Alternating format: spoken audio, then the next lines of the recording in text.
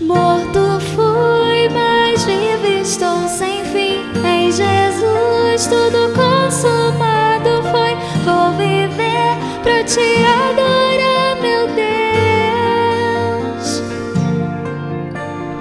Morto fui, mas vivo estou sem fim. Em Jesus tudo consumado foi. Vou viver pra te adorar, meu Deus. És o meu prazer.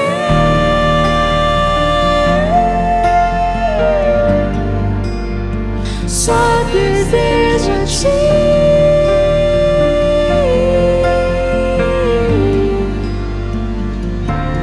Condenação não há mais sobre mim. Lá na cruz em Cristo já morri.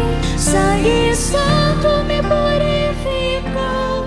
Sem temor eu venho te amar. Amém. Nós temos meditado em Romanos 7, e nós falamos que íamos falar 3 a 4 vezes de maneira geral, e hoje vamos, se Deus quiser, chegar ao fim dessa visão geral, e vamos então poder depois olharmos alguns pontos específicos. Romanos 7, 24, um verso só, diz assim: miserável homem que sou, quem me livrará do corpo dessa morte? É o penúltimo versículo, não é? E então a escritura, nós meditamos, é clara sobre a extensão da nossa depravação, da depravação humana, mas essa não é uma realidade vista facilmente, nem pelo mundo.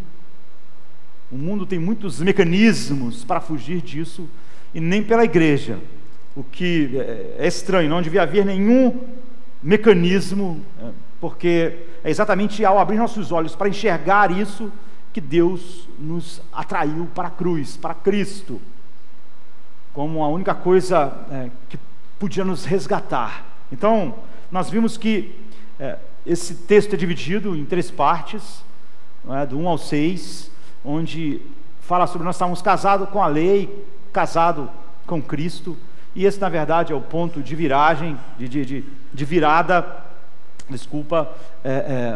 da vida.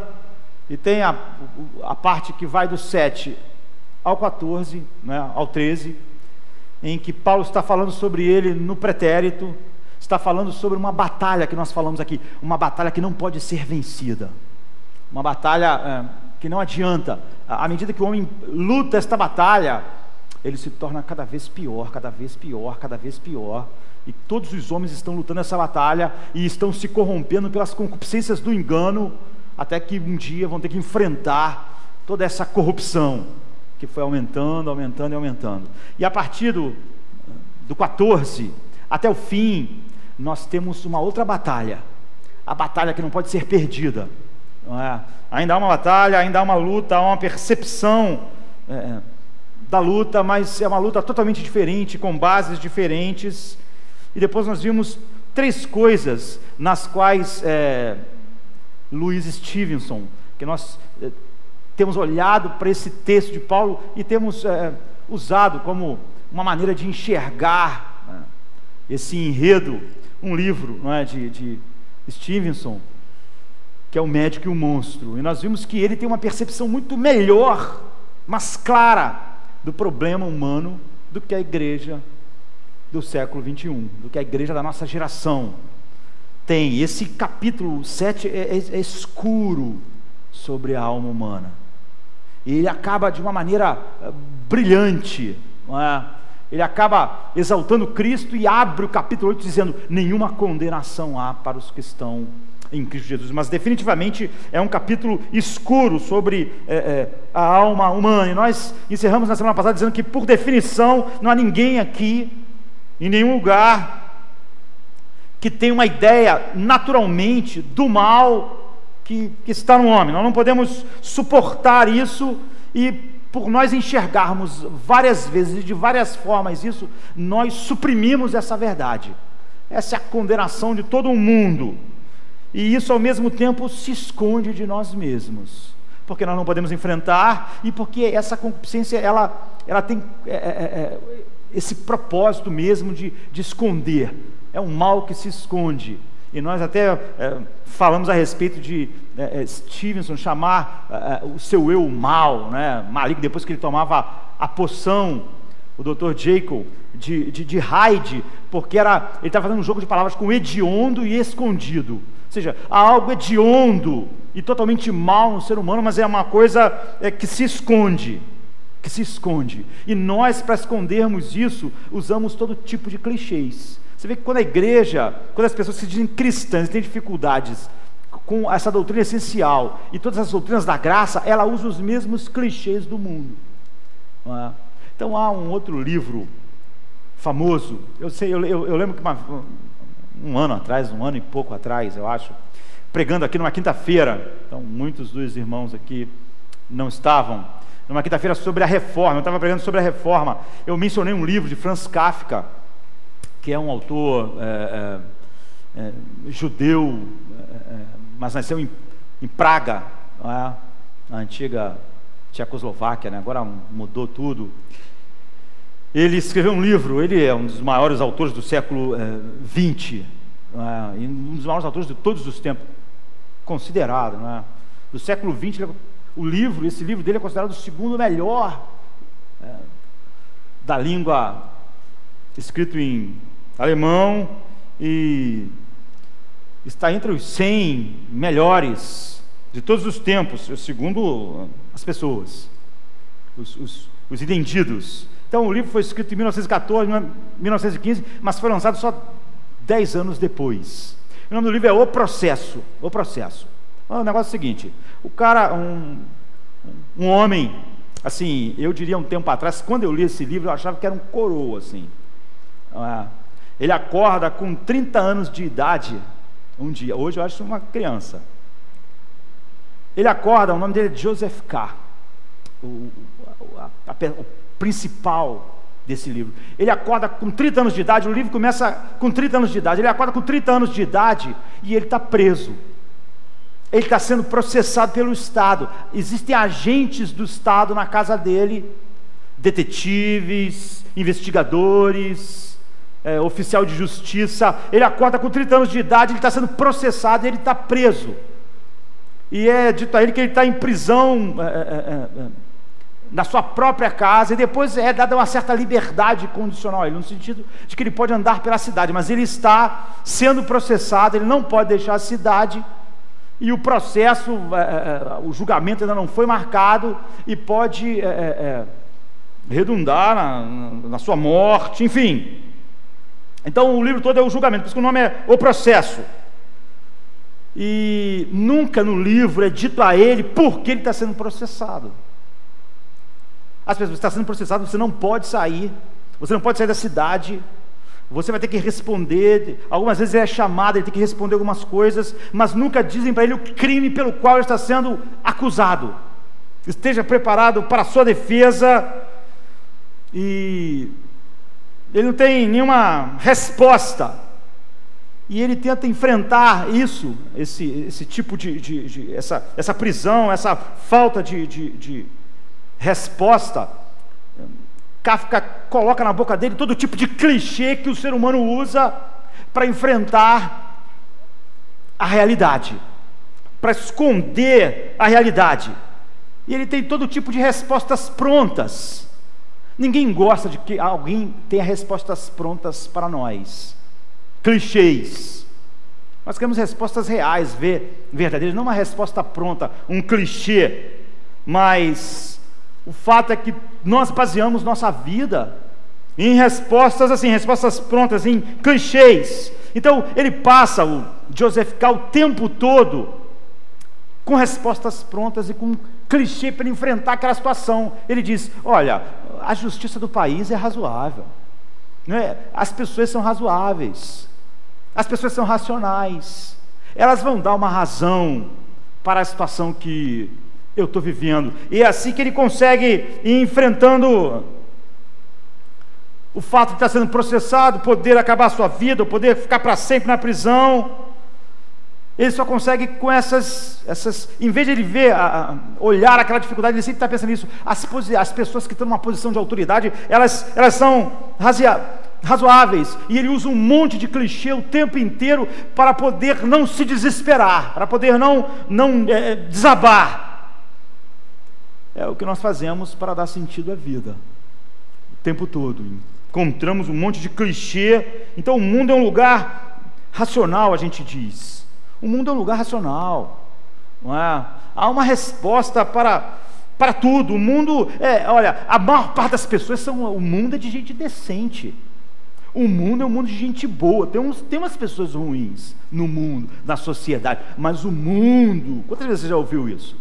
Brasileiro é um povo pacífico. Pacífico.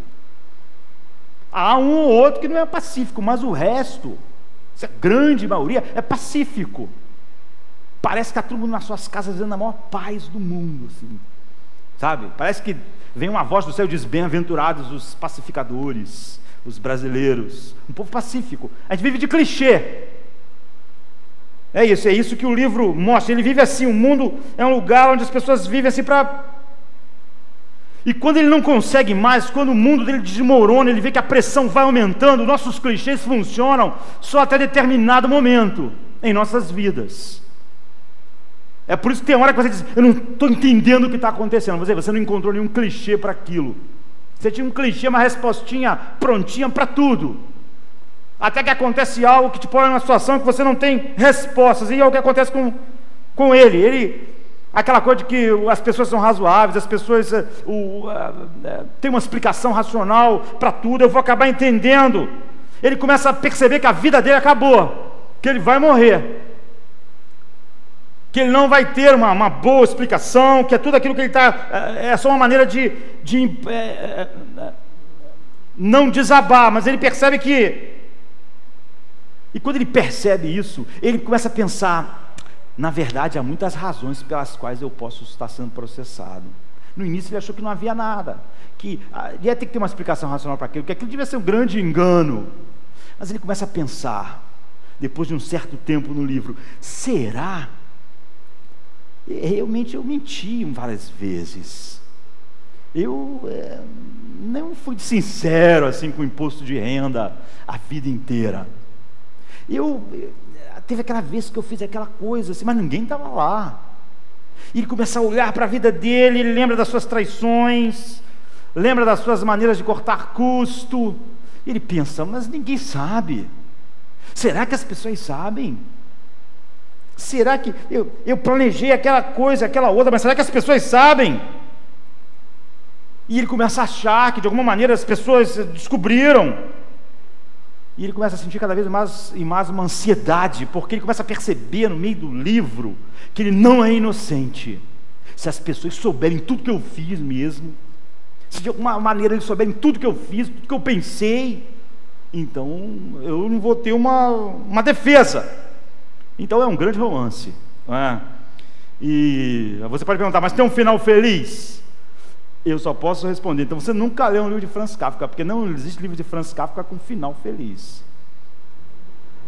O final do livro, pegam ele, dois agentes, num dia que ele está, uma agonia enorme, levam ele para um lugar. Ele acha que vai finalmente ser levado para o tribunal, para ser julgado, mas leva ele para uma pedreira. E ele fica meio assustado, com um pouco de medo. E ele vê longe, assim, na pedreira, uma casa. E na sacada ele vê uma pessoa. É o primeiro rosto amigo, assim, melhor, que ele vê durante todo esse processo que o livro é. Ele pensa: finalmente alguém que vai me dar uma resposta, alguém que vai falar comigo, alguém que vai, enfim. Mas quando ele olha para essa pessoa, um dos guardas que estão com ele tem uma faca na mão, enfia uma faca no coração dele. E a última palavra do livro é: como um cão. Eu morri como um cão. É assim. Você achou o livro bom? O processo. Assim, esse é Franz Kafka, não é? Há tantos livros famosos como a Metamorfose. Mas o que ele quer é isso, não é? É assim que acaba, é assim. Ele está dizendo: esse é o fim de todos os clichês. É o fim de fingir que a vida não é o que ela é, que o mundo não é o que ele é. É o fim de você fingir que a a maldade no mundo e como o homem pode ter um final feliz. Então, qual é a mensagem, né? O que Kafka está falando? É que todos nós temos 2.000, 3.000 versões de clichês para viver. Você ouve toda hora isso. Querido, você pode qualquer coisa com tudo que você queira. Se você se esforçar, não há limites para o seu potencial. Isso é um clichê. Lógico que isso não é verdade, não é? Mas você se sente bem ouvindo isso. A vida das pessoas, quase tudo que é falado na televisão, talk show, livro de psicologia, tudo é clichê. Mas você gosta de ouvir clichê, sabe? Você foi feito para brilhar, você gosta, você se sente bem. Você pode fazer qualquer coisa que você colocar na sua mente, porque você tem um potencial infinito para ser o que você quiser. Nós acreditamos então que as pessoas são basicamente decentes e boas. Nós trancamos a porta, nós fazemos seguro do carro, nós fazemos essas coisas, mas nós fingimos que não fazemos, fingimos que todos, sabe, as pessoas, nós nos esforçamos, e nós acreditamos que somos livres, e nós acreditamos que nós estamos no controle das coisas. O clichê só acaba quando o médico diz assim: meu amigo, você vai morrer em 1 mês. Você vivia como se fosse eterno.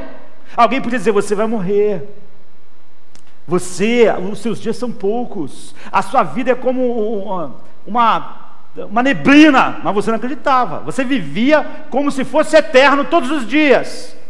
Só quando você descobre que o médico diz: você não tem mais, não tem o que fazer, você tem 2 meses para viver, aí não tem mais nenhum clichê. É sobre isso que ele está falando. E muitos outros autores, Mark Twain, sabe, falam a mesma coisa. Ontem eu estava botando um artigo no blog, eu estava até falando para o Mateus, achei engraçado, eu estava vendo uma foto de Edgar Allan Poe, e eu fiquei meio triste assim, sabe, porque eu sempre achei ele velho, assim, estranho. Ele é estranho mesmo, né? Mas ele nasceu em 1809 e morreu em 1949, ele morreu com 40 anos de idade. Ele morreu 6 anos mais novo que eu. E ele tem uns escritos sombrios, mas ele também que deu origem ao gênero policial, né? Ele diz assim: eu não tenho fé na evolução e aperfeiçoamento humano. Ele não é cristão, não está falando sobre... Eu acho que o esforço humano não terá nenhum efeito apreciável sobre a humanidade. O homem é agora apenas mais ativo, mas não é mais feliz, nem mais sábio do que nós éramos há 6.000 anos atrás. Nós não gostamos, nós achamos sombrio, porque ele tirou todo o clichê, ele compreendeu muito melhor a realidade. Ele é como o Joseph K. quando falou aquela última frase: nós podemos fazer um mundo mais rápido, podemos criar um ambiente mais confortável, podemos criar remédios, criar facilidades, podemos fazer tudo mais rápido do que nossos bisavós faziam, e podemos fazer mais coisas, e podemos fazer melhor, mas moralmente nós estamos no mesmo buraco que as pessoas estavam nos dias de Paulo. Nossa sociedade moralmente está na mesma perdição que sempre esteve. O homem é tão mau e tão depravado quanto sempre foi. Isso que Edgar Allan Poe está dizendo. Aqueles homens há 6.000 anos atrás, que vocês podem achar que estavam numa caverna, não eram nem um pouco piores do que nós.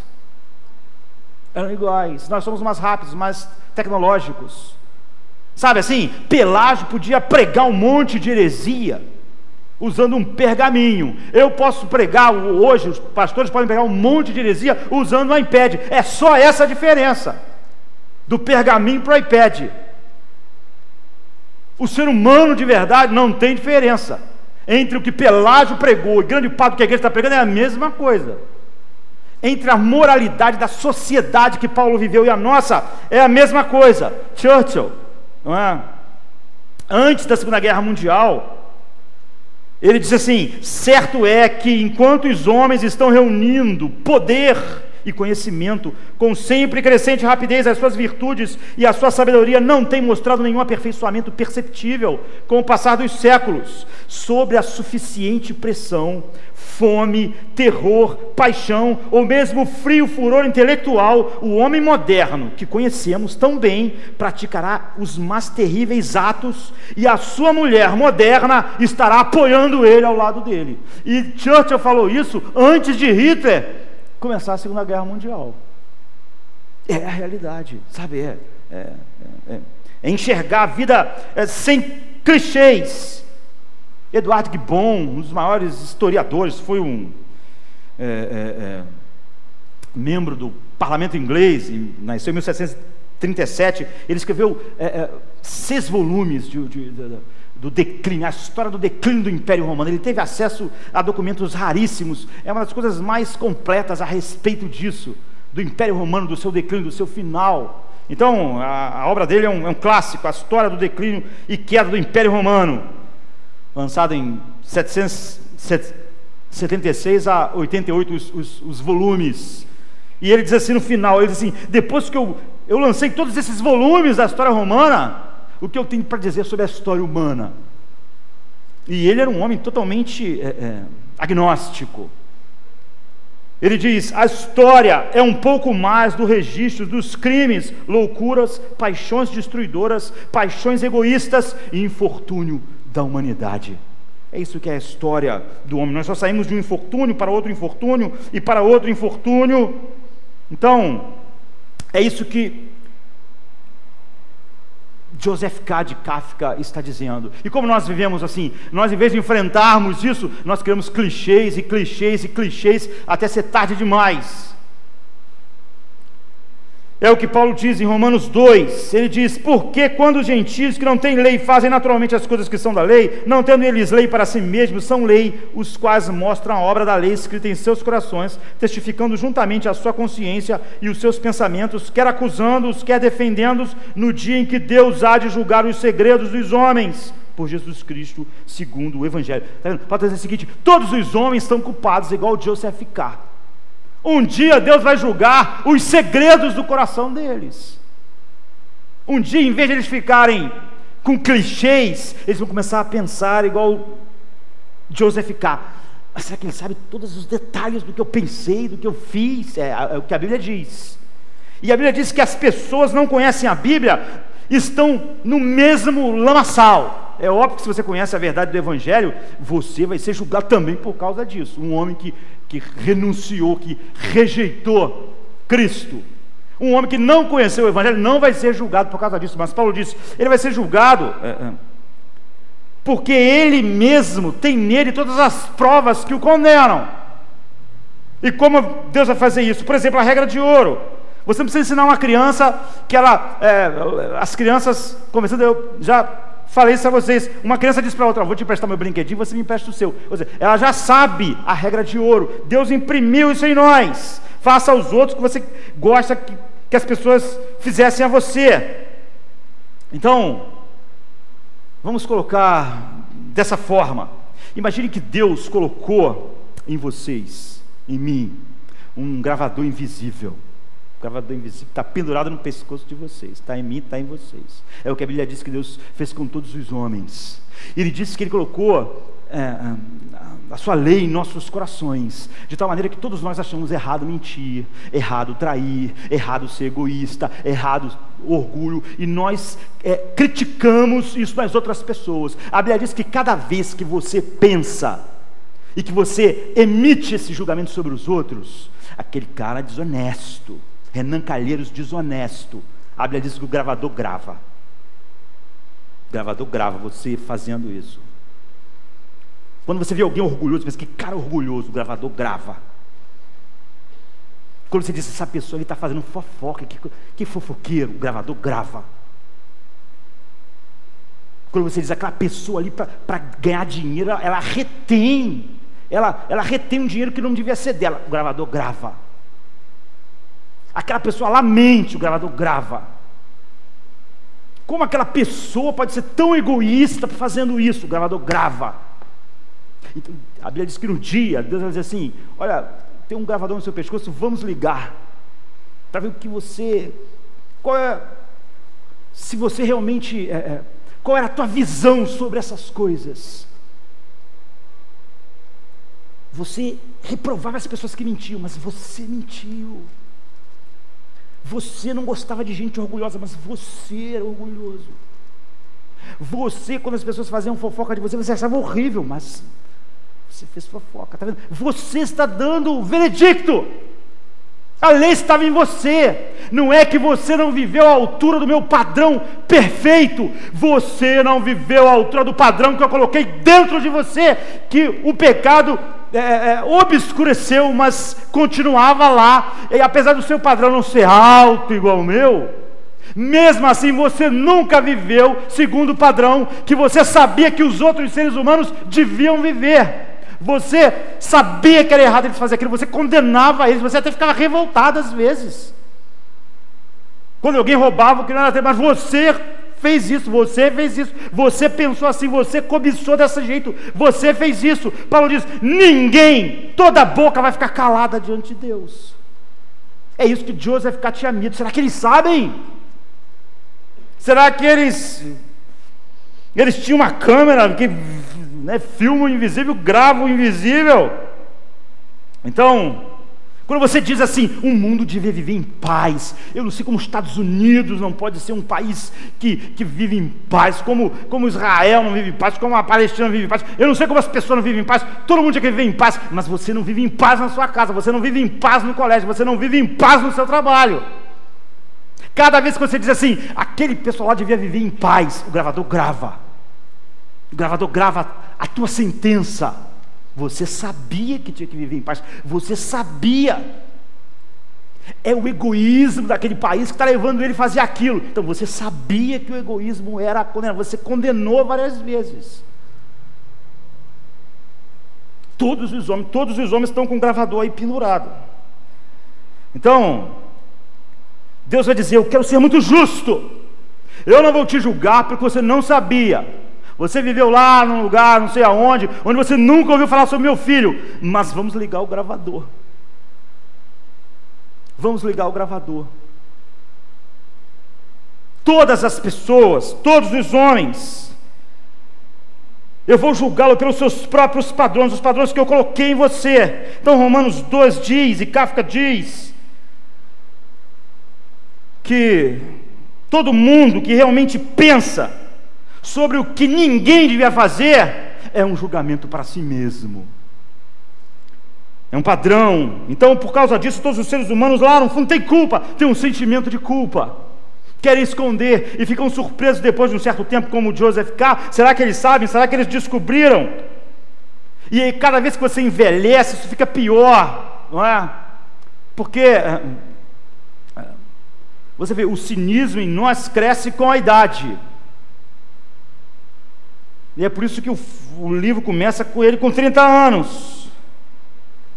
Então, todos os homens estão vivendo esse processo e eles abafam isso com clichês. Paulo diz isso, que eles suprimem a verdade de Deus. Então não há nenhum descanso. Como nós vimos então, só um evento traumático, como a poção que o Dr. Jacob tomou, ou como Paulo, ao ver a glória de Deus em Cristo, pode mostrar aquela face hedionda do Mr. Hyde, que era tão diferente. Quando Edward Hyde, quando Jacob se transformava em Hyde, a feição dele mudava, ele ficava mais peludo, todo mundo não podia olhar para ele sem sentir uma certa... Paulo diz, só isso, só essa iluminação pode fazer você olhar no espelho a face, sem nenhum clichê, como Paulo no caminho de Damasco. Ele foi obrigado a ver que aquilo que ele fazia, que parecia ser algo zeloso, bom, ele era um lobo voraz, abaixo da religiosidade dele e do zelo dele para com as coisas de Deus, que fazia ele perseguir os cristãos. Havia um incrível ego, um desejo de obter glória, um desejo de ser superior às pessoas, um desejo de estar lá no alto da pirâmide. Então Paulo naquele dia ele viu a face de Edward Hyde. Ele teve iluminação verdadeira. Ninguém pode de fato ter ido até a cruz. Nós vamos tomar ceia daqui a pouco, ido até a cruz sem ter enxergado isso. Enquanto há clichês, nós não entendemos, nós não acreditamos, nós fingimos que não há lá o gravador. Eu lembro de um filme sei lá, um tempo atrás, até essa semana Harrison Ford caiu com um avião, né? Estava pilotando, um avião caiu, não sei como, o cara deve ter quase 80 anos que é pilotando avião, né? E é o último filme da série Indiana Jones, A Última Cruzada. O pai dele, que é Sean Connery, né? Sean Connery, ele a vida inteira quis achar o Graal, assim, o Graal. E ele orava por iluminação no filme, né? Por iluminação, ele queria iluminação, mas a iluminação que ele pedia a Deus era como encontrar o Graal, porque ele tinha uma ambição para encontrar o Graal. O Graal é o cálice que Jesus bebeu no dia da Santa Ceia. Essa é a lenda, não é? Ele tinha essa coisa, e por causa disso, por causa dessa fascinação pelo Graal, ele achava que era o Graal, por causa das coisas de Deus, assim, sabe, que aquilo tinha um valor. Ele abandonou seu filho, ele abandonou sua mulher, ele destruiu sua vida, porque ele era obcecado dessa coisa do Graal. No final eles acham um Graal, ele até dá um tiro, então é uma coisa assim, né? E tudo onde o Graal está entra em colapso, começa a cair, gente morrendo, e ele que orou por iluminação, quando todo mundo está tentando fazer qualquer coisa para pegar o Graal, enquanto não desaba tudo, ele diz para as pessoas: deixa lá, não pegue. Ele diz: eu tive a iluminação. O que está dizendo é o seguinte: o final do filme é ele e o filho saindo até de uma paisagem famosa, não é? Saindo assim da caverna de cavalo com o filho dele. É como se ele tivesse visto assim: eu não queria o Graal por nenhum motivo nobre, era ego, era glória. Eu percebi, eu destruí minha família, eu abandonei meu filho, agora meu filho aqui está um senhor já, eu um velho, agora vamos sair juntos. Por quê? Porque eu gastei a vida inteira fingindo que eu estava buscando algo por causa do seu valor, por causa das coisas, daquilo que Jesus tomou o cálice, mas na verdade eu queria a glória, eu queria o destaque, é isso, eu queria o lugar. E a iluminação, entre aspas, foi ver que o que ele buscava não tinha nada a ver, não tinha nada de nobre na sua busca, que ele perdeu na verdade tudo que era nobre. É óbvio que é ralo, né? É Hollywood, mas é uma ironia. Há um desejo de glória, e ele perdeu tudo fingindo, usando um clichê de que ele está fazendo algo grande, algo maravilhoso, algo importante, quando na verdade ele só estava buscando glória para si mesmo. E nós vimos então que Stevenson estava certo, muito mais do que a igreja dos nossos dias, em 3 coisas. Primeiro, ele disse que há esse ego mau no ser humano. Em segundo lugar, nós vimos que ele disse que ele é Hyde, ele é hediondo, mas ele se esconde. E em terceiro lugar, nós vimos que quanto mais você tenta ser bom, pior fica. Isso é estranho, não é? Então, eu comecei a falar, depois que o Sr. Hyde comete vários crimes, o Dr. Jekyll percebe que ele não pode ficar daquele jeito, então ele nunca mais toma poção para se transformar, e ele decide que ele vai ser bom, que ele vai dar dinheiro para os pobres. Ele é rico, né? Aí então ele começa a jogar fora assim toda a riqueza da família, fazendo caridade, ajudando os pobres, ajudando os necessitados. Ele começa a fazer aquilo porque e durante 3 meses ele não só não toma poção, mas como ele começa a fazer isso tudo, ele diz assim: eu resolvi na minha conduta futura redimir o meu passado. Eu posso dizer com honestidade que minha decisão foi proveitosa e trouxe algum bem. Todos que estão à minha volta sabem quão sinceramente nos últimos meses do ano passado eu trabalhei para aliviar o sofrimento das pessoas, através da medicina, através do meu dinheiro. Então ele entrou na fortuna da família e esvaziou o bolso. Ele começou a fazer toda sorte de caridade, aliviar o sofrimento. Ele abriu a sua casa, a sua casa rica, ele abriu todas as coisas. E aí ele está no auge desse monte de ações maravilhosas, e um dia ele está no Regent's Park, em Londres, numa manhã assim, fria, ele está olhando as pessoas, e olhando para elas, analisando elas, e pela primeira vez, ele de repente se sente mal, e ele se transforma no Mr. Hyde, sem ter tomado poção nenhuma. O que Romanos 7 diz, e o que Stevenson faz aqui, é mostrar que ao tentar ser bom ao máximo, quem ficou forte foi o Mr. Hyde. O Mr. Hyde ficou mais forte assim. E eu acho que é isso que os cristãos perdem o tempo todo. Em Romanos 7, Paulo diz assim: a lei é boa, mas é impotente. Mas ele não diz só isso. A lei é boa, não há nada errado com ela. A lei de Deus é justa, santa e boa.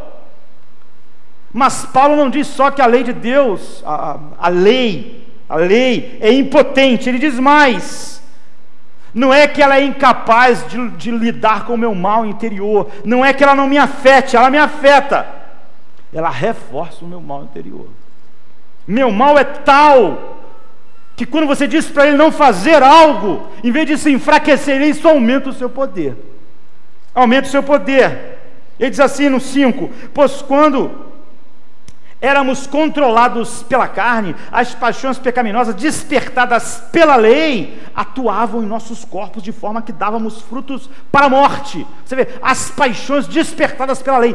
Não é que a lei não tem um efeito em mim, não é isso que esse simples diz. Olha, a lei não adianta, ela não tem nenhum efeito em você. Ela tem um efeito, só que ela tem um efeito por causa da maldade que há no homem, tamanha maldade, ela desperta mais esse mal. Pois quando éramos controlados pela carne, as paixões pecaminosas despertadas pela lei, a lei desperta elas. Minhas paixões pecaminosas, não é que elas não são afetadas pela lei, a lei não pode fazer nada. O que acontece é que elas são despertadas. Quanto mais eu tentei ser bom, quanto mais o homem tenta ser bom, é o que ele está dizendo, mais as paixões se incendeiam.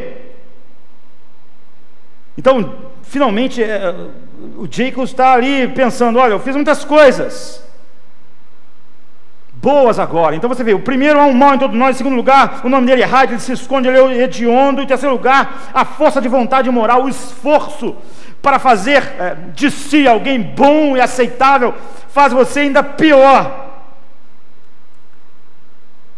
Então, o que ele diz é que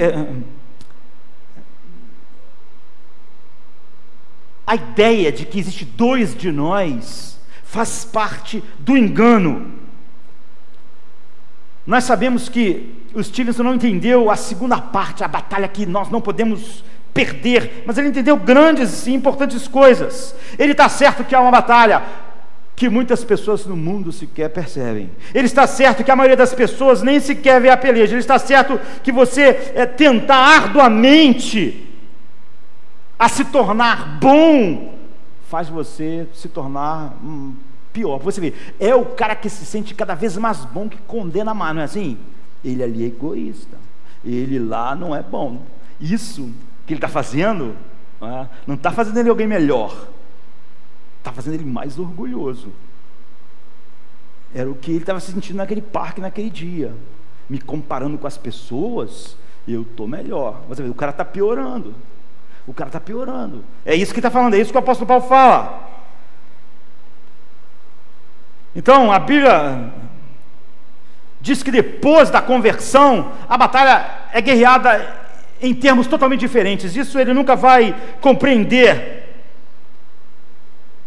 Então, a Bíblia não diz simplesmente que você traz Cristo, quando se converter, ser trazido para o reino de Deus, não é você traz Cristo para a sua vida e em seguida Ele te ajuda a se esforçar mais para você conseguir ser bom, conseguir melhorar. Ele diz que quando Cristo entra na sua vida, a batalha torna-se uma batalha diferente do que era antes. Paulo diz que lutou em condições diferentes, que lutou com armas diferentes, que tudo era diferente. Ele lutou com uma consciência diferente de todas as coisas. Não havia mais clichês, havia um poder. Em primeiro lugar, o cristão deve entender que a luta, que ele não pode perder a luta depois que alguém é regenerado. Quando ele está lutando agora a batalha em que Cristo é um com ele, e ele não pode perder a sua batalha, a batalha que leva a isso. O que Deus te mostra não é que o seu ego mal tem que morrer, mas aquilo que você achava bom. Sabe, a primeira coisa que você tem que fazer não é apenas pedir a Cristo em seu coração força para lutar contra o seu mal. Você tem que se converter do seu lado virtuoso. Qual é o grande problema das pessoas? É que elas acham que não são totalmente mais. O grande obstáculo é exatamente aquilo que você acha virtuoso em você. O pecado, aquilo que você acha que é o mal em você, é mal, mas não é um mal que te impede. Porque você vê, não é o pecado que nos impede. O que nos impede é nós acharmos que nós não somos tão maus como somos. É o lado virtuoso. Ou seja, você tem que chegar à conclusão de que o seu lado virtuoso é mal, que é só um reflexo do Mr. Hyde, que o Jekyll não é bom. Agora, isso é intrigante, porque normalmente a gente até aqui nesses domingos usamos o Stevenson e depois o apóstolo Paulo, mas vamos fazer o contrário. Paulo diz assim em Romanos 7:22, porque em meu ser interior eu tenho prazer na lei de Deus, ou pois no íntimo do meu ser tenho prazer na lei de Deus. Paulo está falando como cristão, porque ele diz em Romanos 8:7 que nenhum homem que não é regenerado pode ter prazer na lei de Deus. É inimizade contra Deus a mente dele. Ele diz assim: a mentalidade da carne é inimiga de Deus, porque não se submete à lei de Deus, nem pode fazê-lo. Quem é dominado pela carne não pode agradar a Deus. Ele não vai submeter à lei de Deus porque ele não gosta da lei de Deus. Ele diz que a mente humana natural intimamente odeia Deus. E quando eu olho para isso, eu acho um texto muito espantoso. Por quê? Porque quem está escrevendo é o apóstolo Paulo. Ele está dizendo o seguinte: todas as pessoas que não se converteram, não foram regeneradas, e ele está falando dele mesmo, porque durante muito tempo da vida dele, ele era assim, elas odeiam Deus, e elas odeiam a lei de Deus, elas não gostam da lei de Deus. E eu acho isso espantoso, porque esse é um verso famoso, mas muitas pessoas não percebem o quão surpreendente o que Paulo está escrevendo é. Porque Paulo está descrevendo ele mesmo quando ele não era cristão, quando ele não era regenerado. Ele está dizendo: todos os homens naturais odeiam a lei de Deus. E eu vou te mostrar porque é surpreendente. Quando Paulo, ele está dizendo, quando eu não era regenerado, eu odiava a lei de Deus. A minha mente era inimizade contra ele, inimizade. Agora, que ele é um cristão, o seu ser, o seu ser interior ama a lei de Deus, mas não antes. Agora você pergunta: como pode ser isso? O apóstolo Paulo era um homem da lei. Filipenses 3, por exemplo, 4, 6 diz: se alguém pensa que tem razão para confiar na carne, eu ainda mais, circuncidado no 8º dia da vida, pertencente ao povo de Israel, à tribo de Benjamim, verdadeiro hebreu, quanto à lei eu fui fariseu, quanto ao zelo perseguidor da igreja, quanto à justiça que há na lei, eu fui irrepreensível. Então você pode ler Atos 8, 9, Paulo se debruçou sobre a lei de Deus, ele obedeceu mais do que ninguém, ele pregou, ele ensinou. Paulo desde criança memorizou a lei de Deus, porque esse era o método de ensino. Ele empurrou outras pessoas porque achou que elas estavam indo contra a lei de Deus. Como no mundo você pode entender o que ele está dizendo? Ele está dizendo: eu odiava a lei de Deus, eu odiava a Deus. Mas quando você vê isso, você pensa, isso é surpreendente. Ele era um cara incrivelmente moral, incrivelmente religioso, no fundo do seu coração. Ele está dizendo, o motor que bombeava as coisas não era amor a Deus, mas parecia, quando você olhava para Paulo, que ele estava ensinando a lei de Deus, memorizando a lei de Deus e obedecendo a lei de Deus. Ele dizia, eu odiava. Todos nós, com a nossa mente natural, odiamos a lei de Deus. Ou seja, ele se ressentia de Deus por fazer isso. Todo mundo se ressente, é o que ele diz. Então Stevenson fica bem próximo a isso, porque ele diz exatamente isso, que o Dr. Jekyll, ele tentou durante 3 meses superar o Hyde, o seu lado mal, superar e mostrar que o lado bom dele podia vencer. Então um dia ele estava lá no parque, como eu falei, depois de estar tentando ser bom, generoso, cuidado, todo mundo dar dinheiro, abrir sua casa. O texto diz assim, eu estava no Regent's Park e ele foi invadido pelos gorjeios invernais e pelas agradáveis aromas da primavera. Sentei-me num banco a apanhar sol. O animal que havia em mim roía os ossos da minha memória. O lado espiritual, um pouco diminuído, prometia penitência subsequente, mas não tomava a iniciativa de começar. Afinal, eu pensei, ele estava falando no parque, eu era como todos os demais ali no parque, e então eu sorri, comparando-me aos outros homens, comparando a minha vida ativa de bondade, boas obras para com o necessitado, pobre, para com aquelas pessoas que foram negligenciadas. Nesse momento em que eu me vangloriava com esses pensamentos, eu fui invadido por um mal-estar, seguido de um enjoo horrível e uma terrível estremecimento. E quando eu me recuperei, eu me senti fraco e eu dei-me conta de que eu estava operando uma alteração na disposição dos meus pensamentos, uma maior audácia, um desprezo pelo medo, uma dissolução dos vínculos que representava a minha obrigação. Olhei-me do alto a baixo, o fato caía disforme sobre os meus ombros encolhidos, e a mão que repousava sobre o meu joelho era nodosa e peluda. Uma vez mais eu me transformara no Mr. Hyde. Você está vendo o que está acontecendo? Você está vendo o que ele está dizendo? É exatamente a mesma coisa. Ele chega tão perto. Essa é a diferença do cristianismo de todas as outras religiões e de todas as ideias que os homens fazem a respeito dele mesmo, com seus clichês. Essa é a diferença entre a batalha que você não pode vencer e a batalha que você não pode perder. Enquanto o homem acredita que ele pode fazer algo que compense o mal que ele é, que faça ele digno diante de Deus, que faça ele aceitável, cada vez que ele faz coisas boas, para isso ele se torna pior, mas distante de Deus. É por isso que a Bíblia diz que esses homens altamente imorais estavam muito mais distantes de Deus do que aquelas pessoas que estavam no lixo da moralidade. Essa é a diferença entre a antiga e a velha batalha. Aquela antipatia horrível entre o bem e o mal em nós, entre o Dr. Jekyll e o Mr. Hyde, acaba, e nós descobrimos tudo é só uma face do Mr. Hyde em mim, porque aquela parte que eu achava boa em mim, aquela parte era má, era orgulho, era eu tentando ser o meu salvador. É o que Paulo descobriu, é o que Paulo diz, aquele Paulo zeloso, aquilo era pura vanglória, puro orgulho. Não existia uma face boa de verdade. Paulo viu, e Robert Louis Stevenson viu, não é? Que quando Jacob tentou se tornar incrivelmente justo, ele estava tentando resgatar a si mesmo, ele estava tentando salvar a si mesmo. Ele acreditava que havia algo que o homem pode fazer para torná-lo aceitável diante de Deus, para purgar seus pecados, para expiar seus pecados, para propiciar diante de Deus aquilo que é mal, para compensar. Mas ele descobriu que quanto mais ele tentou, mais ele se tornou Hyde. Ou seja, aquilo era pura maldade.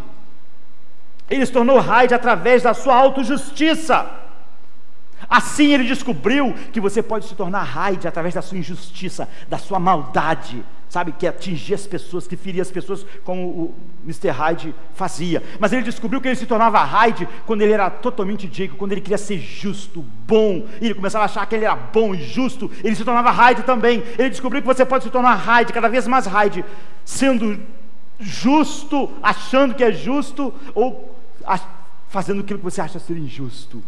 Tudo em você opera para o mal. Essa é a descoberta. Aquilo que Stevenson só mostra, Paulo fala de forma explícita. Então, não há diferença, na verdade, é o que está dizendo, entre Dr. Jekyll e Mr. Hyde. Os dois estão tentando salvar a si mesmo. Há um Hyde que está tentando salvar a si mesmo, e há um Jekyll que está tentando salvar a si mesmo. O Jekyll está dizendo, na minha moral, e no meu esforço, e nas minhas boas obras, e na minha caridade, eu vou me sentir bem comigo mesmo, eu vou salvar a minha alma, eu vou ser digno que Deus olhe para mim com favor. Ou seja, tudo que Jekyll quer é salvar a si mesmo. E o Hyde está dizendo, eu não me importo, eu vou viver a minha vida do meu jeito, porque essa é a maneira de eu viver e ser pleno naquilo que eu sou. Os dois não queriam que Deus fosse seu Salvador. Em vez de Deus ser o meu Senhor, eu vou mostrar, através da minha vida boa, que Deus tem que me salvar, que eu não sou igual a todos os homens, que se todos os homens merecem o juízo de Deus, eu não mereço, eu não sou igual a todo mundo. Não é? Eu usei o meu livre-arbítrio, eles não usaram. Deus tem algo para me honrar. Quando Ele me compara com os outros, Deus tem que ouvir as minhas orações. Por quê? Porque eu sou isso, eu sou caridoso, eu luto, eu sou uma pessoa que faço o bem. O que Edward Hyde está fazendo? Ele está correndo e dizendo, eu vou fazer o que diabos eu quiser. Você vê, ambos estão dizendo, Deus, nós somos capazes de viver as nossas vidas, de nos salvar. É muito interessante. Os dois estão dizendo, eu vou ser o salvador da minha vida. Eu não preciso de um salvador assim, totalmente. Então, naquele banco do parque, Robert Louis Stevenson entendeu, parece entender, que Jacob, quando se torna mais Jacob, ou seja, o homem quando se acha mais bom, ele se transforma mais em Hyde, mais em mal. É por isso que é o choque no livro. Quando ele tentou durante meses ser bom, foi a hora que ele não precisou mais de uma poção para se transformar, para o Hyde assumir o controle total, o mal assumiu o controle total, quando ele achou que ele era bom, que ele podia compensar o mal com o bem. Então, essa é a realidade para todo mundo que entendeu o Evangelho, porque o Evangelho não é que você dá a Deus algo, Ele te dá em troca. Você dá a Deus justiça, então Ele, em retribuição, te dá salvação. No Evangelho, Deus, através de Cristo, te dá tudo, porque você não tem nada. Você não é dois. Você não tem uma coisa boa e uma coisa ruim que está tentando lutar. Não. Você percebe, Deus te dá justiça, Ele tem que te justificar, você não tem nada, Ele te perdoa, Ele te salva, Ele te resgata, Ele tem que te dar fé, Ele tem que regenerar você. Você não pode contribuir com nada. Cada vez que você tentou e tenta ser melhor, você só consegue ser pior, você consegue ser alguém que olha para as outras pessoas e achar que merece alguma coisa de Deus. É por isso que as pessoas dizem, não sei porque que Deus está deixando isso acontecer. Ele tem que resgatar. Então o que acontece, o que o apóstolo Paulo diz aqui nessa batalha que o regenerado vive, a batalha que ele não pode perder, a gratidão assume um lugar na vida que jamais teve antes. Paulo está dizendo, antes de me tornar cristão, quando eu obedecia à lei, eu não estava fazendo isso por Deus, eu não estava fazendo isso por prazer, eu odiava a lei, eu odiava isso, mas então por que eu fazia? Porque eu queria me sentir bem comigo mesmo. Ao fazer aquilo, segundo a lei externa, ser irrepreensível, eu me senti o fariseu dos fariseus, o hebreu dos hebreus. Eu fiz isso para que eu pudesse me sentir superior aos outros, para sentir que não era mal como eles. Eu fiz isso para sentir que Deus me devia alguma coisa, que Deus me devia uma salvação, bênçãos, o seu favorecimento. Mas eu odiava a lei. Você vê, eu não fazia isso por deleite nela. O que significa que ele odiava a lei e alguma coisa aconteceu. Então o primeiro passo para vencer essa batalha não é o que Deus faz, não é entrar no nosso lado bom para ajudar a gente a lutar contra o lado mal. A conversão é a morte do seu ego virtuoso, é a morte do seu eu. Você vê que todo ele está condenado, e é exatamente aquilo que você acha ser virtude em você que é o grande obstáculo entre você e Deus. É por isso que um homem que chega diante de Deus e diz: Deus, ser propício a mim, pecador, desce justificado para cá. Você não há mais obstáculo. Mas aquele que ora lá do lado diz assim: Senhor, graças a Deus eu não sou como aquele publicano ali. Eu não bebo, eu não faço isso, nunca traí minha esposa, nunca fez isso, nunca. Obrigado, Deus. A Bíblia diz o quê? Esse Dr. Jacob não desceu justificado para casa. Sabe, então a primeira coisa é essa. Agora eu tenho algo que eu não tinha antes. Não é que agora Paulo está dizendo, você vê, não há mais nenhuma luta, ainda há o pecado, eu ainda vejo o pecado. Isso é interessante. Ele diz, muitas das coisas que antes eu fazia, ainda há uma luta. Deus, ao nos justificar, Ele quebra o poder do pecado em nossas vidas. Mas então Ele manda nós mortificarmos o pecado. Ou seja, o pecado não tem mais a nós como senhor de escravos, mas ele é um inimigo. O inimigo no qual nós vamos ter que enfrentar. A carne milita contra o espírito contra a carne. Então ele não está dizendo que a grande mudança quando você foi regenerado não é no sentido de que você agora se tornou uma pessoa perfeita. Você ainda vê coisas em você que tinha antes, e essa é a grande luta.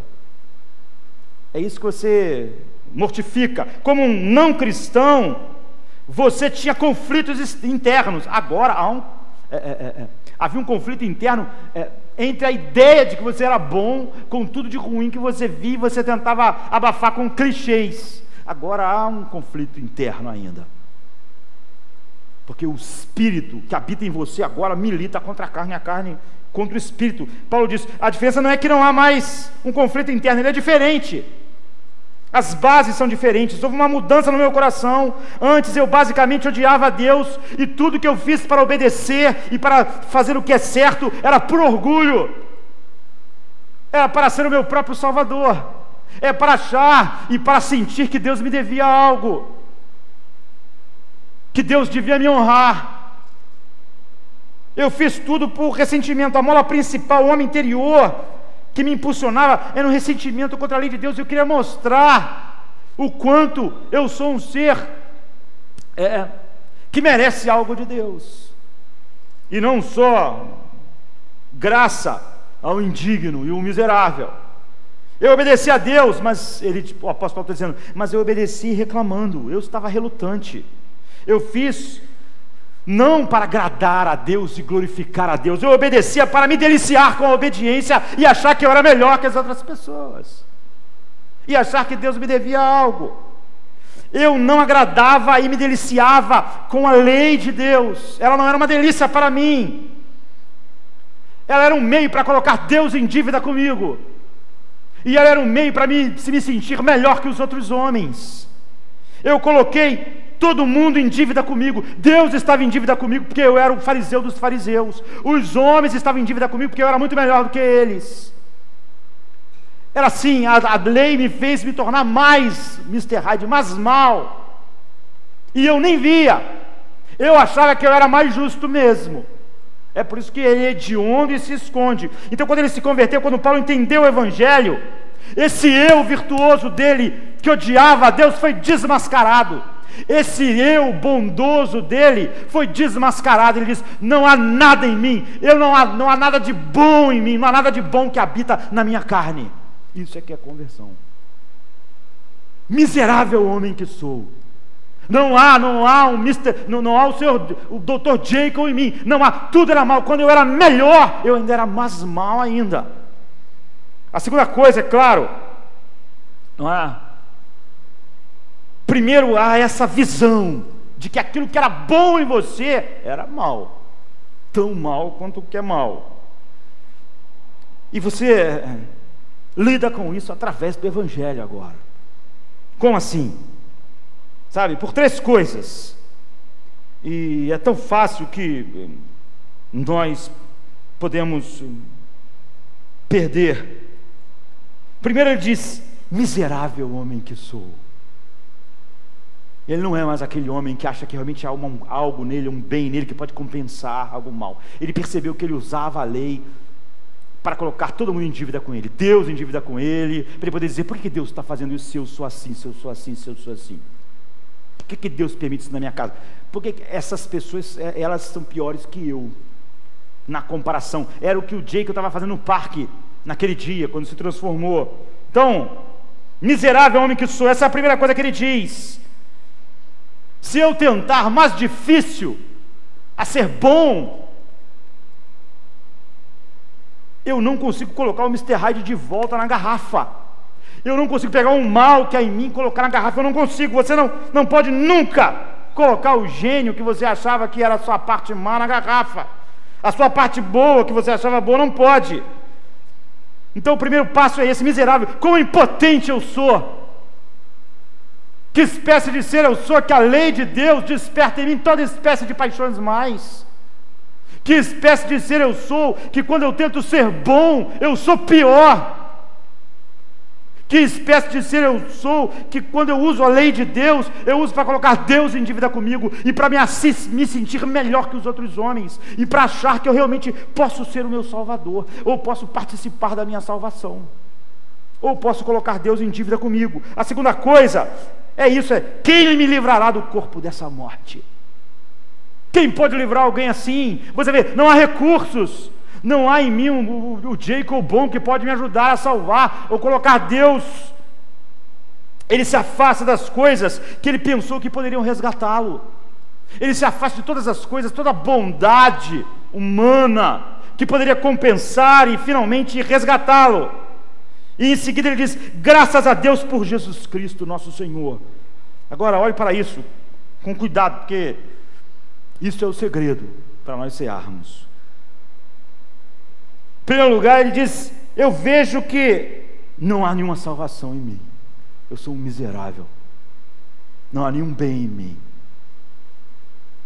Aquilo que eu acho melhor em mim só opera a coisa mais, me faz ficar mais diferente de Deus, mais diferente de Cristo. Ele é manso e humilde de coração. Quanto mais eu igual o Dr. Jacob, distribuo dinheiro, ajudo, mais eu me sinto melhor, mais eu sinto que eu sou um ser humano melhor, que eu mereço alguma coisa, que eu não sou igual aos outros, eu fico pior, eu não melhoro. Então eu vejo que não há nada em mim, nada em mim que pode me salvar. Mas aqui está o Evangelho. Jesus Cristo veio à terra. Você pode dizer: ué, mas ele sofreu. E você pode dizer assim: mas ele não era igual a mim exatamente. Ele não tinha nenhum mal. Ele não tinha o Hyde nele. Não tinha. Jesus é totalmente homem, 100% homem, mas não um homem caído. Jesus não é um homem caído, ele é um homem como um homem devia ser, 100% homem. Então Deus colocou ele, eu diria, na garrafa com o diabo. Ele não tinha um Hyde, mas ele foi colocado no mundo de Hyde. Ele pôs no mundo de Hyde com o diabo e com o Hyde. E o que aconteceu? Imagine se você for totalmente santo, viver num mundo como o nosso, conhecer o pensamento de todas as pessoas que estão à sua volta, que se deleitam no pecado. Quanta coisa que você mais odeia o pecado. Imagine o que é passar 33 anos num mundo assim para Deus. Esse mundo se enfureceu contra ele. Esse mundo cuspiu nele, o diabo tentou induzi-lo de todas as formas assim. No final o diabo se enfureceu, agitou as pessoas e a maldade das pessoas junto. E toda a carga possível foi colocada sobre ele. E Cristo fez o tempo todo o que você nunca fez. Ou seja, ele nunca amou outra coisa a não ser Deus e a sua lei. Ele nunca cedeu a nenhuma tentação contra todo esse mal feito contra ele. Ele sempre obedeceu. Ele sempre amou. Ele nunca sucumbiu. Ele nunca foi anulado pelo mal à sua volta. E quando ele morreu na cruz, ele tinha vivido esta vida. E ele ressuscitou dos mortos. E a Bíblia diz que ele não é. Depois que nós estamos no reino de Deus, ele é. Mas ele não veio ao mundo para ser um exemplo para as pessoas que não estão nele. Porque é ridículo imaginar que Jesus pode ser alguém que possa ser imitado com os poderes do homem. O que ele fez foi como Davi quando lutou contra Golias. Golias representava o exército de Israel. Se ele vencesse, a vitória era de todo mundo. Então Jesus representava todos aqueles que o Pai deu a ele. Por isso que Romanos 8:33, como nós lemos no início do culto, diz: quem tentará acusação contra os eleitos de Deus? É isso. Ele representava. Significa que Deus trata você como se você tivesse resistido tudo durante toda a sua vida. Você estando em Cristo, Ele te ama e te aceita como se você tivesse feito tudo certo todo o tempo, como se todos os teus pensamentos tivessem honrado Ele, todas as tuas atitudes tivessem honrado Ele, e tudo que você fez foi tudo completamente cheio de humildade e totalmente voltado para a glória dEle, porque foi assim que o Filho dEle viveu no mundo. O que faz de você um cristão que o ajuda a superar o pecado não é simplesmente você dizer: olha, eu não posso me salvar, Cristo só pode. Não, isso não é suficiente. Nem mesmo dizer: que miserável homem que sou, quem me livrar do corpo dessa morte. Isso você vai ter que passar por isso, mas também não. É Jesus Cristo. Ele diz: graças a Deus por Jesus Cristo. Esse é o segredo. Esse é o segredo da batalha que você não pode perder. É que quando você viu tudo isso, o teu coração se enche de gratidão, de um amor a Cristo.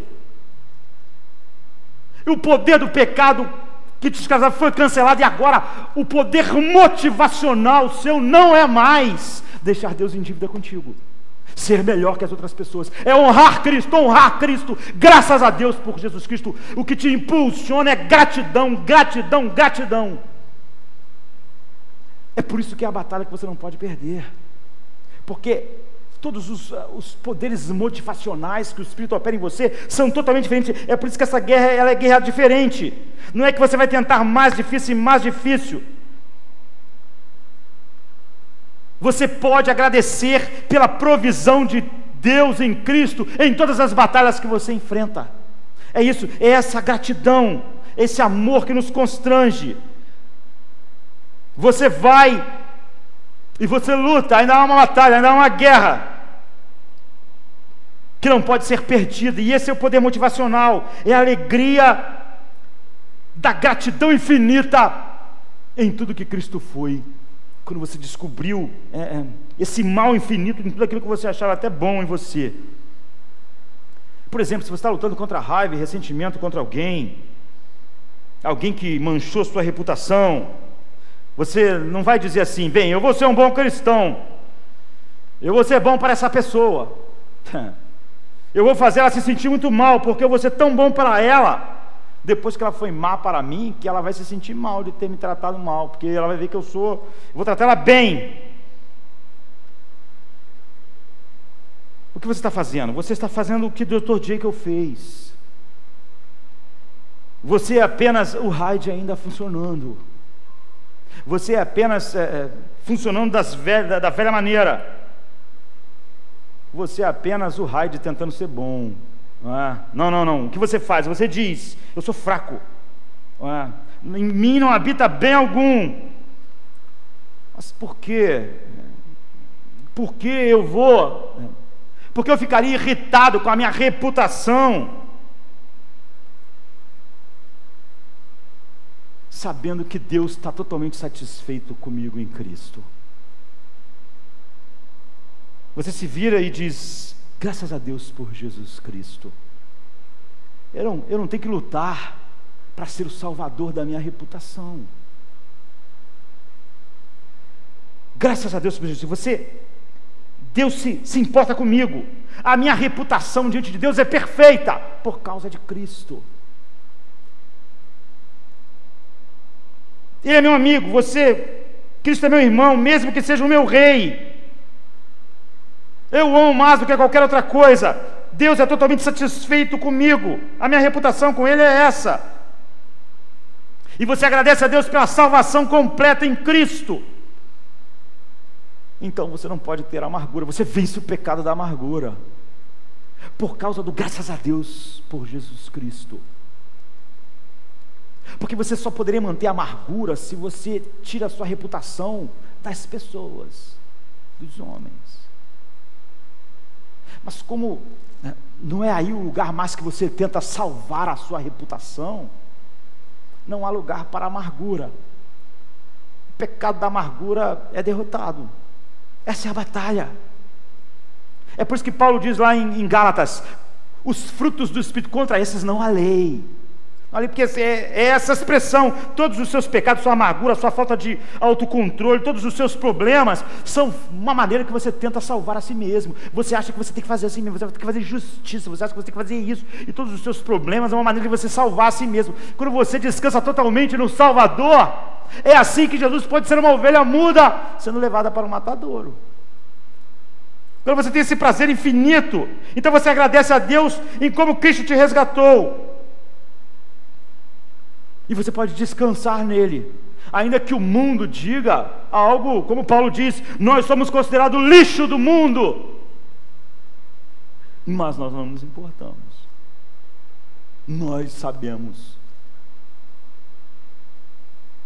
que pela graça de Deus nós somos participantes do seu reino. Antes eu tentaria salvar minha face diante do mundo, mostrar que eu não sou um lixo. Mas agora, esse Jacob que lutava para ser seu salvador não existe mais. Eu estou totalmente graças a Deus por Jesus. É a gratidão infinita pelo que Cristo fez que resolve isso. Então é por isso que Paulo disse que você estava casado com a lei. Como eu disse, aquele início é o ponto da virada. O Espírito ainda continuará usando a lei, não é? Mas nós não estamos mais casados com ela. Ser casado com a lei significa que, enfim, legalmente, você nunca está à altura dela, que é perfeita. Mas estar casado com a lei significa também que você estava recebendo o seu próprio ser e ego do seu desempenho. Você estava olhando para o rosto da lei dizendo: olha o que a lei diz, olha o que eu estou fazendo, eu sou bom, eu não sou totalmente mal. Muitas coisas boas em mim, porque eu sou obediente, porque eu sou moral, porque eu sou religioso, porque eu leio a Bíblia, porque eu oro, porque eu faço todas essas coisas. E agora eu sei que eu sou uma boa pessoa. Oh Deus, obrigado, porque eu não sou como aquele que não faz isso. É assim, casado com a lei. Você está tentando provar a si mesmo e a Deus que o seu desempenho moral é muito melhor do que o dos outros. Você está casado com a lei. Se for esse o caso, se é assim que você vive, você ainda está casado com a lei. Paulo diz assim em Romanos 7,6: mas agora temos sido libertados da lei, tendo morrido para aquilo em que estávamos retidos, para que sirvamos em novidade de espírito. Você sabe por quê? Porque o motivo dominante da vida ou era o orgulho ou o medo. Você pode ser incrivelmente bom, você pode ser incrivelmente moral, mas a estrutura motivacional é o medo e o orgulho. Por exemplo, se você está casado com a lei, você é uma pessoa que muito boa, faz muitas coisas que você acha caridosa, imoral, e você tenta não mentir. E por quê? E por que você, por exemplo, não mente? Porque você precisa sentir que você não é como a gentalha à sua volta, né? E por mais, porque você tem medo. Mesmo você sendo religioso, mesmo você sendo ser cristão, você tem medo que Deus vai te pegar, medo que Deus vai te condenar, Ele vai mandar você para o inferno. Você não ama a lei, você tem medo. Você tem medo de ser pego. Você tem medo que o pardal esteja ligado. Todo mundo nessa cultura, fora e dentro da religiosidade, vai para o bem pelo medo e pelo orgulho. Você não quer ser como aquelas pessoas horríveis, e você também não quer, esse é o orgulho, e também você não quer que as pessoas descubram as motivações internas que você pensa. Você também não quer ser pego, e você não quer que Deus puna você. Medo, medo, medo. Você sabe que se você, em certo sentido, quer ganhar a sua salvação, o teu orgulho quer isso, e que você quer ganhar a sua autoimagem, e que você quer se livrar daquilo que te coloca medo, e você faz isso baseado no desempenho. Isso é estar casado com a lei, e você é esmagado pela crítica, você é esmagado pela verdade bíblica de que o homem é totalmente mau e não merece nada de Deus, e que a sua fé é um dom de Deus se você a tem, e que Deus atraiu o homem a Cristo, Deus levou ele a Cristo. Tudo isso ofende, você está furioso. Você não pode lidar com o fracasso. E quando você tenta lidar com medo e com orgulho, você sempre fica em autoabsorção. Sempre que você é motivado pelo medo, você pensa em você. Por que você sente medo de uma coisa? Porque quando o medo te controla a não pensar em mais nada a não ser em você mesmo. É isso que o medo faz. É por isso que o medo não pode ser a motivação para você honrar a Deus. Porque medo é pensar em si mesmo, é pensar em consequências, é pensar no que pode acontecer com você. Você vê, não é a motivação que, quanto eu amo a tua lei. É a autoabsorção, ainda é orgulho e medo. Você sabe, o medo sempre pensa em si mesmo. E quanto a mim, o que vai acontecer comigo? Com a minha reputação, com a minha vida? É assim que o medo, mesmo aquela coisa que nós achamos melhor em nós, é operada pelo medo e pelo orgulho, pelo medo e pelo orgulho. Como as pessoas vão me tratar? O medo é incrivelmente egoísta. O medo e o orgulho estão juntos. Então você pensa, eu vou ser realmente bom, então Deus vai ter que me abençoar, e as pessoas vão ter que reconhecer que eu sou uma pessoa boa. Eu vou ter uma reputação. Isso só faz você pior. E quanto mais você tenta, pior é. Assim, meus irmãos, ele diz no versículo 4, também vós estáis mortos pela lei, pelo corpo de Cristo, para que sejais de outro, daquele que ressuscitou dentre os mortos, a fim de darmos frutos para Deus. Então você precisa se tornar cônjuge espiritual de Cristo. Ele é que tem que dar a face do seu. Você não precisa da reputação, nem da firmeza, nem do consolo que venha de nada a não ser dele, desse novo marido. Como você tirava da lei? É a lei que você usava para sentir que você era melhor que o outro. Era a lei que você usava para ter uma posição no mundo. Você morreu para a lei, você precisa da face de outra pessoa, você morre. E você se torna, então, esposo de Cristo. No final, o Dr. Jekyll e Mr.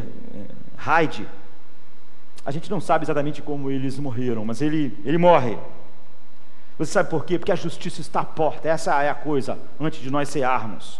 Edward Hyde tinha assassinado muitas pessoas, mas ele nunca era pego, porque sempre que a polícia ia pegar ele se transformava no Dr. Jekyll, que tinha uma aparência diferente e era um cara honrado na cidade.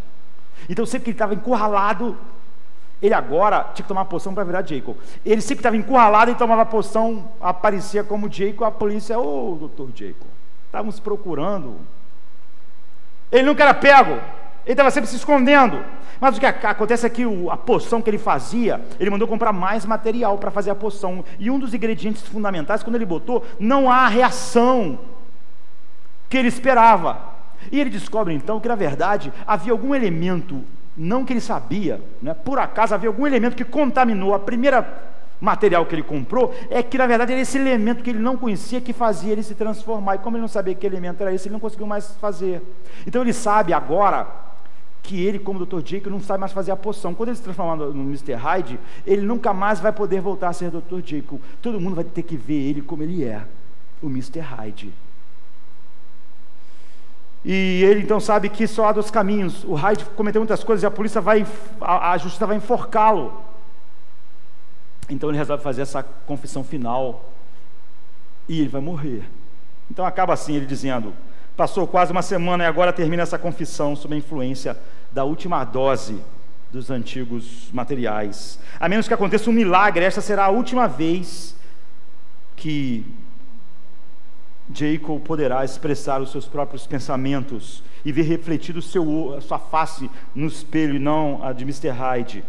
Não quero prolongar por mais tempo o final desta confissão, dessa carta, pois se até agora tem conseguido fugir à destruição, isso sem dúvida tem sido devido a uma estranha combinação de prudência e acaso. Dentro de meia hora, quando eu voltar até a forma odiosa do Hyde e não puder nunca mais me transformar, ele sabe que ele não vai poder mais fugir e ele vai ter que se encontrar com a justiça. Eu não sei o que ele vai fazer, não é? Você vê, eles eram a mesma pessoa, ele fazia o pó para poder escapar, mas ele não consegue mais. Morrerá Hyde no patíbulo, ele escreve na carta, ele vai ser enforcado, ele não tem para onde fugir. Ele está sendo caçado, ele não tem para onde, ele só conseguia escapar porque ele se transformava com essa cara boa do Jekyll. Ou encontrará o valor suficiente para matar a si mesmo, para se libertar a si mesmo no último instante, assim, se matando. Só Deus sabe. A mim isso já não interessa. Esta é a verdadeira hora da minha morte. E o que acontecer daqui em diante, só a mim diz respeito. Assim, pois, ao pousar a pena e ao assinar a minha confissão, eu ponho fim à vida desse miserável Henry Jekyll. E acaba o livro assim: não importa o que você faça, sabe aquele gravador? Você não tem como fugir, ninguém tem como fugir da justiça. Haverá um dia do julgamento, não há o que você possa fazer para impedir isso. Então a Bíblia diz que em Isaías 52, 53, agora que nós vamos tomar da Santa Ceia, eles ficaram horrorizados ao olhar para Cristo, porque ele não parecia mais um ser humano. Sua aparência ficou desfigurada, além da aparência humana. Ele não tinha nenhuma beleza ou majestade que nos atraísse a ele, nada em sua aparência que nós desejássemos. Ele foi desprezado e rejeitado pelos homens, como um de quem os homens escondiam o rosto. Ele era desprezado e não fizemos dele caso algum, mas ele foi ferido pelas nossas transgressões, foi esmagado por causa das nossas iniquidades. O castigo que nos traz a paz estava sobre ele, e pelas suas pisaduras fomos sarados. Ou seja, ele aos olhos dos outros se tornou tão hediondo que as pessoas não podiam olhar para ele. 2 Coríntios 5, 21 diz: Deus o fez pecado, aquele que não conheceu o pecado, para que nós pudéssemos nos tornar justiça de Deus. Jesus Cristo tornou-se o hediondo. Sabe o que o Hyde queria dizer? E ele tomou todo o julgamento que os Hydes que Deus elegeu mereciam. Ele morreu. Então, Efésios 5 diz Paulo: maridos, amai vossas mulheres, como também Cristo nos amou e se entregou por nós, pela igreja, para que ele pudesse nos apresentar a si mesmo pura, uma igreja pura, bela, sem mancha ou nenhum defeito. A única coisa que isso silencia totalmente, esse graças a Deus por Jesus Cristo, é totalmente a vida voltada para nós mesmos, o medo como motivação, o orgulho como motivação. É por isso que essa é a batalha que o Espírito opera em nós, que não pode ser perdida.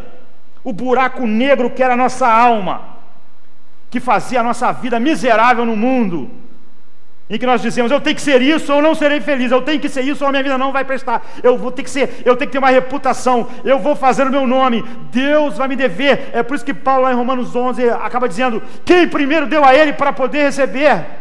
É porque essa é a conclusão final da declaração do que o homem é, e como ele é salvo por Deus.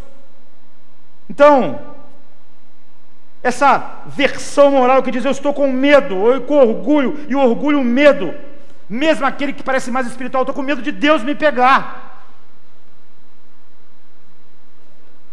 E eu quero que eu quero ter algo que Deus olhe para mim e goste, que eu mesmo seja em mim mesmo. Essa parte moral, nossa, é má, totalmente má. E a imoral que diz, eu estou com medo de Deus porque Ele vai me oprimir e vai acabar com meus prazeres. O Hyde também é totalmente má. Você vê, é tudo mal. Mas quando Jesus é o nosso novo cônjuge, quando Ele deu a vida para te transformar e te apresentar puro e imaculado diante dEle, diante do Pai, Ele que te amou assim, destrói todo o medo do teu coração.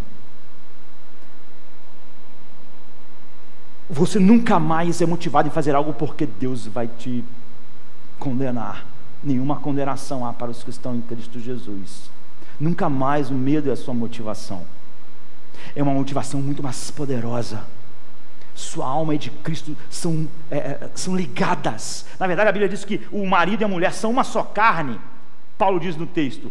Mas isso eu estou dizendo, grande é o mistério. Não estou dizendo sobre o marido e a mulher. Isso é só apontando para o que Cristo é com a igreja. Se tornar um só diante de Deus. Essa é a realidade. Então eu tenho um novo motivo. Eu tenho gratidão, segurança e amor para viver para a glória de Deus. Esse é o motivo da obediência que vai me levar para qualquer coisa. Não porque eu vou ser condenado. Agora nenhuma condenação para os que estão em Cristo Jesus. Agora eu posso amar a verdade, dizer a verdade. Eu posso pagar. Eu não estou com medo de ser pego, não é isso. Eu posso dar meu dinheiro, eu posso usar meu dinheiro com alegria, não por necessidade, nem por tristeza. Eu posso viver e buscar a santidade, mortificar os pecados pela gratidão, pelo amor, e porque eu amo aquele que é totalmente santo, e o pecado é o exato oposto do que ele é, do meu amado. Essas são as motivações, a única motivação que vai deixá-lo totalmente energizado por Deus, essa motivação que o Espírito de Deus cria em você, para aquela luta que você não pode perder. É a única motivação que não vai deixar você mais mal do que você é. Quem não é regenerado está lutando com as outras motivações. É o Hyde lutando. É o que Paulo diz. Tudo que for bom vai operar mais mal e não bem. A não ser que a pessoa descanse totalmente em Cristo, motivada então agora por essa gratidão, esse amor. Então nós devemos agradecer a Deus pelo capítulo 7 de Romanos, por nos dar essa mensagem, essa visão escura do ser humano. É um capítulo difícil, mas que termina numa nota alta de alegria. Miserável homem que sou, quem me livrará do corpo dessa morte? Graças a Deus por Jesus, que é assim que nós vamos cear. Por meio dele, nós morremos para o nosso velho cônjuge, a lei.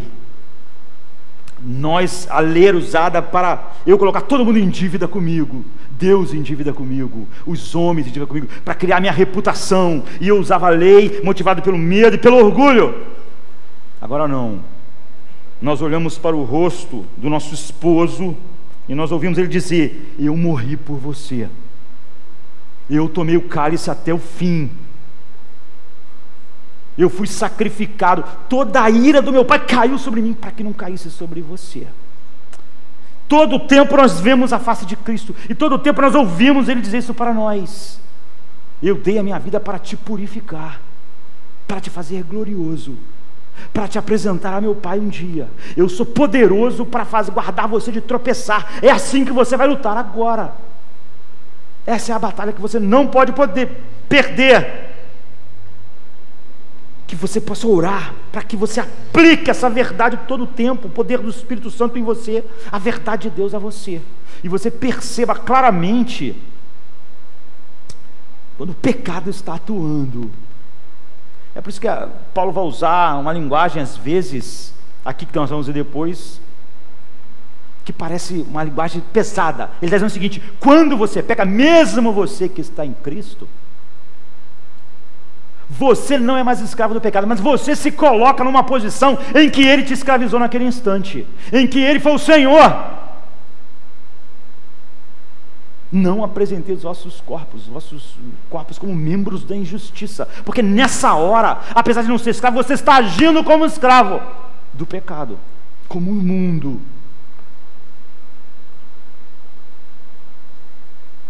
Porque você não está debaixo da lei, o pecado não terá mais domínio sobre você. Então, quando você age assim, você está se colocando numa posição assim.